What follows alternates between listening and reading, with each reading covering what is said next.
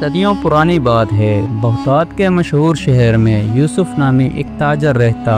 وہ قیمتی کپڑے کا کاروبار کرتا۔ یوسف محنتی اور دیانتدار تھا، مگر قسمت زیادہ مہربان نہ تھی۔ کئی سال کی جدوجہد کے باوجود اس کا کاروبار زیادہ نہ بڑھ سکا۔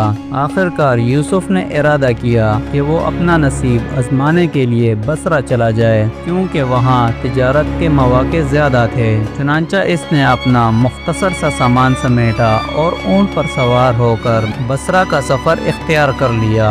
اللہ نے اس کی محنت میں برکت ڈال دی۔ چند ہی برسوں میں یوسف کے پاس ہزاروں دینار جمع ہو گئے۔ کچھ عرصے بعد اسے اپنے آبائی شہر بغداد کی یاد ستانے لگی۔ اس نے سوچا، اب جب کہ میرا کاروبار سنبھل گیا ہے تو کیوں نہ میں اپنے عزیزوں اور پرانے دوستوں سے ملاقات کروں۔ یوں اس نے اپنی ساری جمع پونجی ایک مضبوط تھیلے میں رکھی اور اونٹ پر سوار ہو کر بغداد کا سفر شروع کیا۔ راستے میں ایک کارواں سرائے میں اس کی ملاقات ایک اجنبی شخص حامد سے ہوئی۔ حامد خوش اخلاق اور میٹھے بول بولنے والا تھا، مگر حقیقت میں وہ بڑا ماہر ٹھگ باز تھا۔ اس نے یوسف کے لباس اور سامان دیکھ کر فوراً اندازہ لگا لیا کہ یہ شخص مالدار ہے۔ کچھ دیر کی باتوں کے بعد حامد بولا، بھائی میں تو بصرہ سے بغداد جا رہا ہوں، تنہا سفر خطرناک ہوتا ہے، کیوں نہ ہم دونوں اپنے اونٹ ساتھ ملا کر چلیں۔ یوسف چونکہ ڈاکوؤں سے خوفزدہ تھا،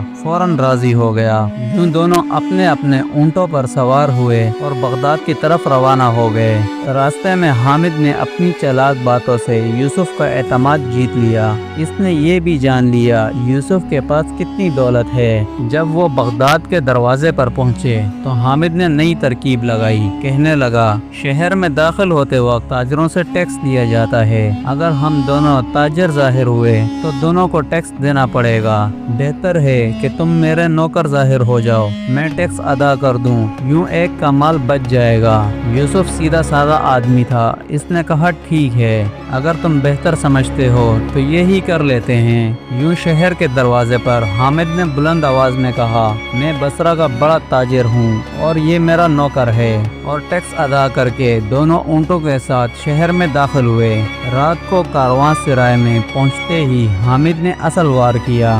لوگوں کے سامنے یوسف کی تھیلی کی طرف اشارہ کر کے بولا، یہ میری تھیلی ہے، میرا نوکر اس پر قبضہ کرنا چاہتا ہے۔ یوسف حیران رہ گیا، مگر حامد نے شور مچا دیا۔ لوگ اکٹھے ہوئے اور معاملہ قاضی کے پاس پہنچ گیا۔ قاضی نے دونوں کو بلایا اور الگ الگ تھیلی میں موجود دیناروں کی تعداد پوچھی۔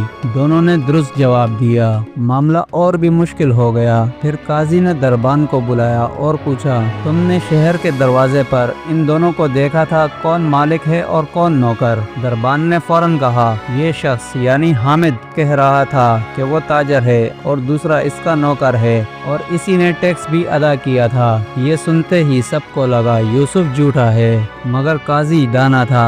اس نے تھیلی کے دھاگے اور مہر کو دیکھا۔ اس پر یوسف کی مہر تھی، حامد کی نہیں۔ قاضی نے فوراً فیصلہ سنایا، حامد تم نے جھوٹ اور مکاری سے بے گناہ کو لوٹنے کی کوشش کی، مگر یاد رکھو سچ کبھی نہیں چھپتا، اصل مالک یوسف ہے۔ اور یوں یوسف کا مال اسے واپس ملا اور قاضی نے حامد کو قید کی سزا سنا دی۔ دوستوں، اگر آپ کو ہماری یہ سٹوری پسند آئی ہو تو ہمارے چینل مورل اسٹوری کو سبسکرائب کریں، لائک کریں، شیئر کریں اور بیل آئیکن دبانا نہ بھولیں۔